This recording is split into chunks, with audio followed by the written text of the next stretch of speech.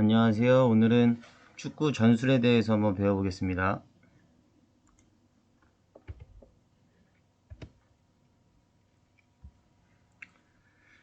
자, 축구의 전술은 기본 전술로 세 가지가 있습니다. 개인 전술, 부분 전술, 팀 전술. 개인 전술은 1대1 상황에 개인이 하는 전술을 말하는 거고요. 부분 전술은 2대2, 3대3, 4대4, 5대5 에서 만들어지는 전술을 말합니다. 팀 전술은 팀 전체적으로 다 같이 움직이는 전술을 말합니다. 축구에는 세 가지 상황이 있습니다. 첫 번째, 볼을 소유했을 때. 두 번째, 볼의 소유를 잃었을 때. 세 번째, 전환이 될 때인데요. 볼을 소유했을 때는 공격 상황이라고 생각하면 됩니다. 두 번째, 볼의 소유를 잃었을 때는 수비의 상황이라고 생각하면 됩니다. 제일 중요한 건 전환될 때인데요. 공격에서 수비로 전환이 될 때, 수비에서 공격으로 전환이 될 때 어떤 방식으로 어떻게 전환이 되느냐에 따라서 그 팀의 축구 색깔이 입혀지고 전술의 완성도가 높아집니다. 그래서 축구의 세 가지 상황 중에서 제일 중요한 게 전환될 때의 상황이 제일 중요하다고 사람들이 얘기하곤 합니다.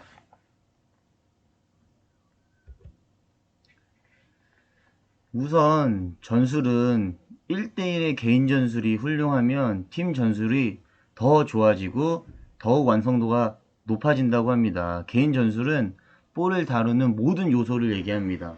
1대1에서 공격적인 전술도 있을 수도 있고 수비적인 전술, 그리고 많은 볼을 다루고 볼을 가지고 드리블하고 하는 모든 행위를 얘기합니다.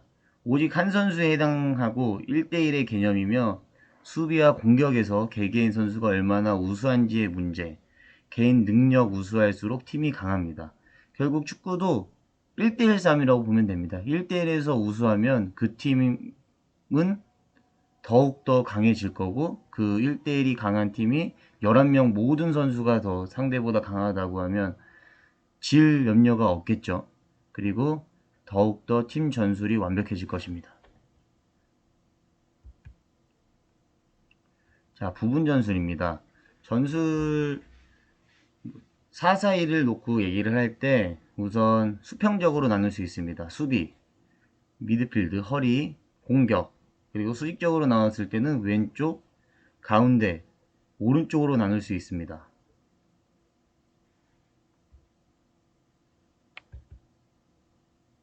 자, 팀 전술입니다. 팀 전술. 4-4-2 시스템에 팀 시스템과 연관이 되고 팀 구성원이 모두 하나로 융합되고 각각의 선수들이 팀 전체의 개념에서 활용되는 것입니다.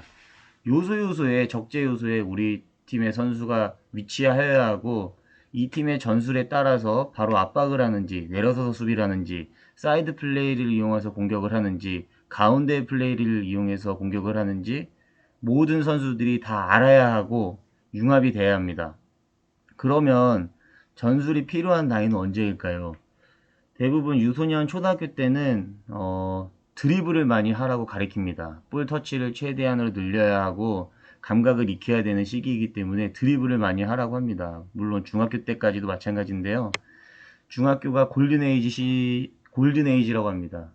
가장 배우면 많이 늘고 배움이 가장 중요한 시기라고 해서 황금 나이 때라고 해서 골든에이지라고 하는데 그때까지는 사실 팀 전술이 그렇게 많이 필요하진 않는 것 같습니다. 그런데 이제 고등학교가 올라가면 개개인의 개인 전술보다는 팀 전술에 의해서 팀의 승패가 연관이 되고 그 선수가 어떤 움직임을 가져야 하는지 시스템에서 알아야 하기 때문에 그래야지 성인 축구로 가서도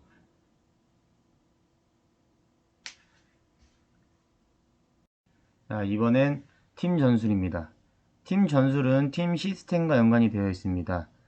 오늘 4-4-2의 시스템을 쓰는지 3-5-2의 시스템을 쓰는지 팀 전술, 팀 시스템과 연관이 되어 있고 백 4를 쓰는지 백 3를 쓰는지 공격은 2톱인지 3톱인지에 따라서 경기를 하는 방향성이 바뀌기 때문에 팀 구성원이 모두 다 알아야 하고 하나로 융합이 되어서 자기 팀만의 색깔을 입혀서 경기에 임할 수 있어야 합니다.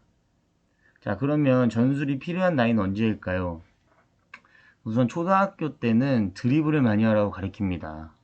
왜냐면 볼터치를 제일 가장 많이 해야 하는 나이이고 감각을 익혀야 하는 나이이기 때문에 뭐 패스, 킥, 전술보다는 드리블을 많이 하라고 가르칩니다. 그리고 중학교로 왔을 때는 골든에이지 시기라고 해서 배움이 가장 많이 느는 시기, 황금 나이의 시기라고 해서 골든에이지 시기라고 부릅니다. 그때도 마찬가지로 볼터치를 많이 해야 되고 드리블을 많이 해야 하며 기본 기술을 익히는데 중점을 둬야 하는데 이제 고등학교로 가게 되면 전술이 조금씩 필요하기 시작합니다. 1대1 싸움보다는 3대3, 4대4 부분 전술이 많이 들어가 있고 11대 11로 싸우는 경기에 많이 포함이 되어 있어서 전술적인 움직임이나 어떤 요소, 수비 전술, 공격 전술, 전환되는 전술을 좀 알아서 성인 축구로 가서도 어려움 없이 이겨낼 수 있도록 고등학교 때부터는 이제 전술이 필요하다고 생각합니다.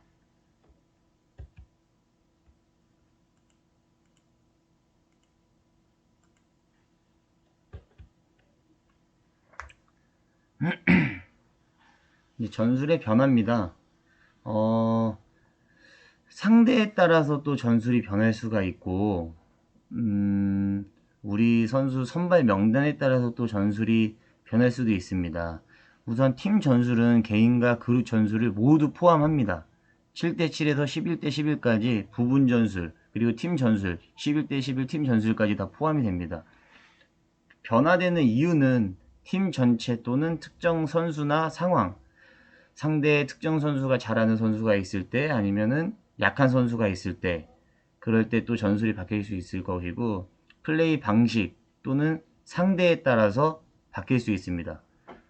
상대가 패스 플레이를 하면 우리는 또 다른 전략을 가져야 될 것이고 상대가 킥을 때리는 선이 굵은 축구를 하면 우리 또 마찬가지로 플레이가 바뀌어야 될 것입니다. 그리고 정지되는 상황, 세트피스 같은 걸 얘기하는 거죠. 그 세트피스에 따라서 또 우리 수비 위치가 바뀔 수도 있어야 하는 거고 우리가 볼을 소유하고 세트피스에서 공격하는 상황일 때 또 다른 변화를 줘서 득점의 찬스까지 만들 수 있는 상황을 만들어야 합니다. 그리고 이제 환경적인 요건, 날씨 조건인데요. 바람이 많이 불다거나 비가 온다거나 아니면 그라운드가 너무 좋지 않은 상황이거나 또 되게 좋은 상황이거나 공이 잘 굴러가는지 바운드 되면 공이 살아서 나오는지 죽는지 많은 것을 따라서 우리가 계속 유기적인 움직임, 유동적으로 계속해서 전술이 바뀔 수 있습니다. 운동장을 세 등분으로 나눕니다. 전술은 공격 3분의 1, 어태킹 서드라고 하고요. 미들 3분의 1, 미들 서드, 수비 3분의 1, 디펜스 서드로 세 그룹으로 나눠서 이제 전술을 짜곤 합니다.